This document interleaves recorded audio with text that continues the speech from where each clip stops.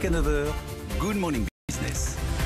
Et à 7h23, la ministre de l'Industrie, Agnès Pannier-Runacher, est avec nous ce matin. On ne résiste pas à vous poser une question quand même sur le nucléaire. On sort du débat entre Nicolas Dose et Jean-Marc Daniel.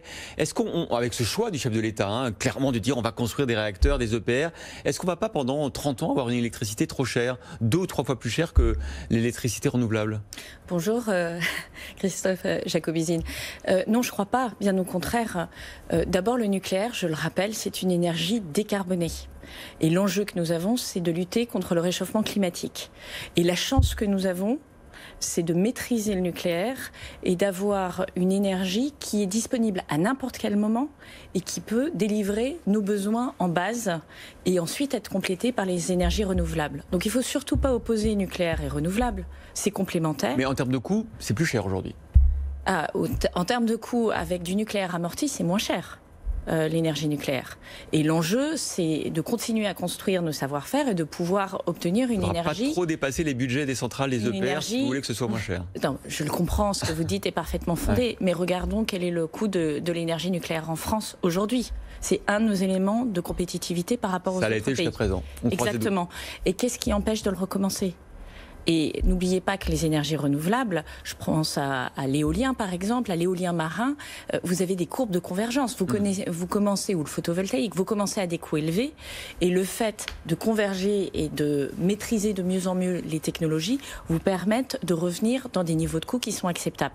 Et c'est très exactement notre politique. C'est une politique où on investit massivement dans l'énergie renouvelable, mais également où on investit dans le nucléaire, et c'est nécessaire si en 2050 on veut avoir une économie décarbonée. On va revenir aussi sur le rachat par Ineos du site Smart de Ambar à Daimler en Moselle.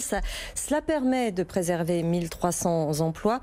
En revanche, c'est un véhicule à grosse émission de CO2 qui remplace une Smart électrique dans la production. Oui, mais c'est un véhicule de franchissement. C'est un 4x4 en fait qui a un usage sur les pistes, dans les espaces où vous devez monter des montagnes avec un usage professionnel. C'est pas le 4x4 de confort que vous garez dans les beaux quartiers à Paris, rien à voir. Et par ailleurs, Ineos est en train de regarder l'évolution de la motorisation. N'oublions pas qu'aujourd'hui, nous sommes à 6% d'immatriculation de véhicules électriques. C'est un bond quantique en une année. Enfin, ça laisse quand même 94% de véhicules thermiques. Donc nous sommes très exactement dans cette transformation. Et surtout, ce que montre ce rachat d'Ambar, c'est que vous aviez une usine qui devait fermer, qui emploie 1300 personnes en direct, 200 personnes supplémentaires, 1500 personnes.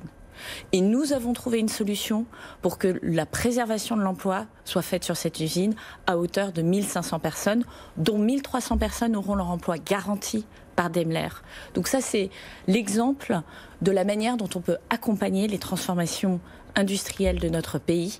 Et ça montre comment, avec les élus locaux, avec les entreprises, dans une discussion qui a été très exigeante, et avec les organisations syndicales, nous sommes capables de trouver des solutions pour des sites qui pourraient fermer. Alors on a eu les chiffres de l'emploi hier, et la bonne nouvelle c'est que dans l'industrie, effectivement, on est en train peut-être de réussir à transformer l'essai, même si dans les services, on le sait, à cause de la pandémie, c'est un peu la catastrophe et que les chiffres du chômage vont certainement augmenter. Mais bon, il y a une tentative là du gouvernement de réindustrialiser. Vous avez hier annoncé que vous aviez retenu 287 projets dans le cadre des fonds de soutien au secteur automobile, aéronautique. C'est 605 millions d'euros.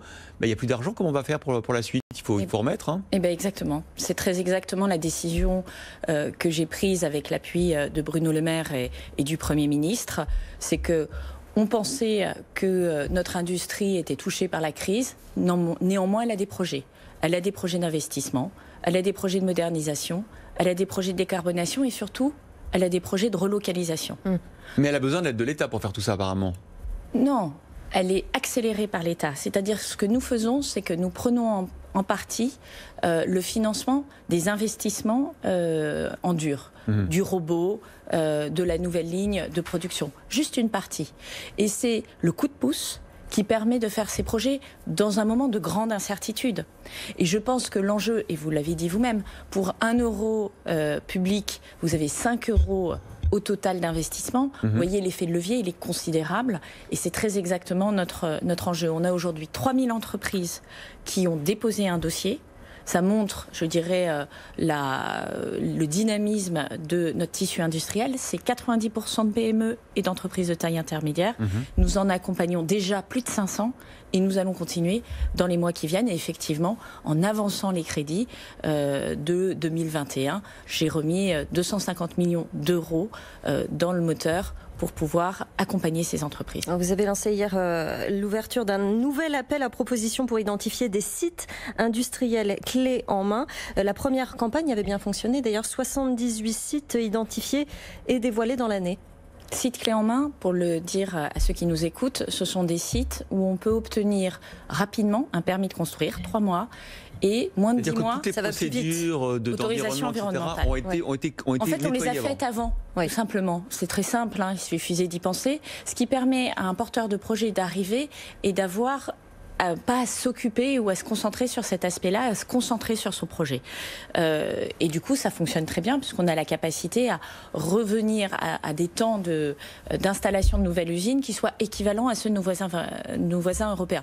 Et on n'a rien changé au Code de l'environnement. C'est-à-dire on n'a pas baissé nos exigences environnementale. Et on vient de promulguer la loi accélération et simplification de l'action publique qui va également dans ce sens-là, c'est-à-dire une accélération de l'instruction des procédures. Accélération de l'instruction des procédures, mais on ne retire rien à nos exigences environnementales. Et c'est justement, je dirais, cette demande qu'ont les chefs d'entreprise de dire « dites-nous oui, dites-nous non, mais dites-le nous vite ». Est-ce que vous voyez beaucoup de projets de relocalisation vraiment, ou est-ce que c'est plutôt des projets d'extension que vous êtes en train de favoriser ? Alors, dans l'imaginaire collectif, la relocalisation, c'est l'idée qu'on démonte l'usine de Chine, qu'on la met sur un bateau et qu'on la remonte en France. Ça n'existe pas. Parce que vous avez fait des investissements en Chine qui sont considérables, que vous avez le coût du bâti et que ça ne se passe pas comme ça. La délocalisation, qu'est-ce que c'était ? C'était lorsque vous avez un nouveau produit, plutôt que de le construire dans l'usine française habituelle, vous alliez l'installer dans une autre usine à l'autre bout du monde. La relocalisation, c'est la même chose. Lorsque vous avez un nouveau produit, plutôt que de l'installer dans l'usine au bout du monde, vous l'installez dans la nouvelle usine française. Et c'est ce que nous faisons.